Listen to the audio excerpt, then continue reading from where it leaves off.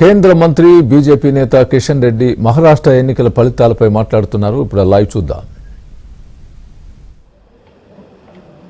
వాళ్ళ పార్టీ అత్యధిక సమయం నేతృత్వం వహించిందనేది వాళ్ళ నాన్నగారు వాళ్ళ నాన్నమ్మ గారు ఈ దేశానికి ప్రధానమంత్రిగా పనిచేశారని, ఈ దేశంలో 98% రాష్ట్రాలలో కాంగ్రెస్ పార్టీ అత్యధిక శాతం అధికారం వెలుగబెట్టిందనే విషయం ఆయన మర్చిపోయి భారతీయ జనతా పార్టీని ఈ దేశంలో ఉన్నటువంటి సకల కారణాలకు కారణమైనటువంటి తప్పుడు ప్రచారం చేసేటువంటి ప్రయత్నం, ఒక వితండవాదం చేసేటువంటి ప్రయత్నం ఈరోజు రాహుల్ గాంధీ చేస్తూ ఉన్నారు.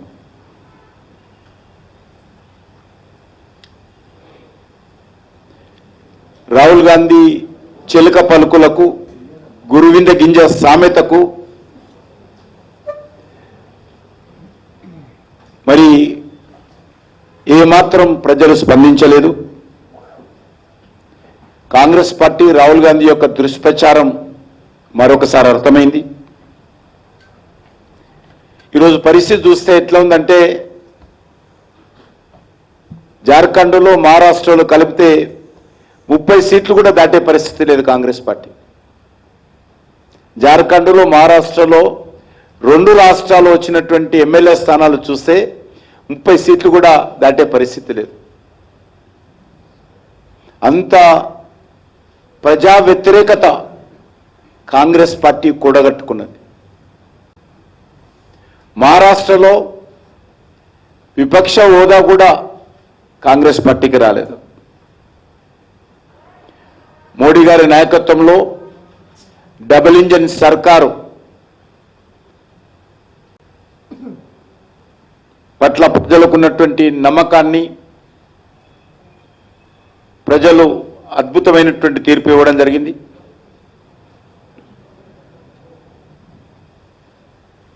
ప్రజల మధ్య విభేదాలు సృష్టించే ప్రయత్నము, భాష పేరుతో, ప్రాంతం పేరుతో, కులం పేరుతో, మతం పేరుతో ఏదైతే ప్రయత్నం చేసిందో దానికి మహారాష్ట్ర ప్రజలు తగిన బుద్ధి చెప్పారు.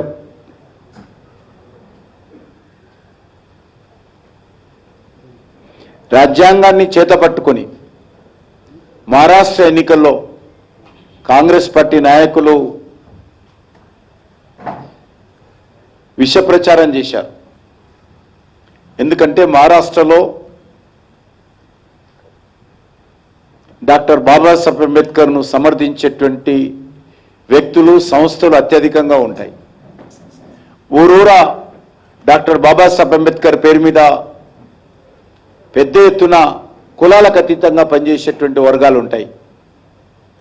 అటువంటి మహారాష్ట్రలో డాక్టర్ బాబాసాహెబ్ అంబేద్కర్ రూపకల్పన చేసినటువంటి రాజ్యాంగాన్ని చేతపట్టి ఊరూరా ప్రచారం చేసినప్పటికీ కాంగ్రెస్ పార్టీ యొక్క అబద్ధాలను, అసత్యాలను ప్రజలు నమ్మలేదు. ఎస్సీ సీట్లలో తీసుకున్నా, ఎస్టీ సీట్లలో తీసుకున్నా,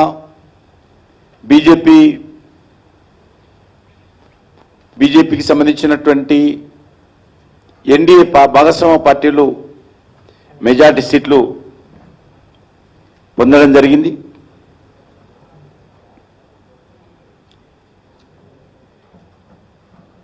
ఈరోజు మనం చూస్తూ ఉన్నాం, బీజేపీ నాయకత్వంలో ఎక్కడైతే ప్రభుత్వాలు ఉన్నాయో, ఈరోజు మహారాష్ట్రలో భారతీయ జనతా పార్టీ నేతృత్వంలో 3వసారి అధికారంలోకి వచ్చాం. మేము మొదటిసారి దేవేంద్ర ఫడ్నవీస్ గారు సమర్థవంతంగా 5 సంవత్సరాలు పరిపాలన చేశారు. రెండోసారి దేవేంద్ర ఫడ్నవీస్ నేతృత్వంలో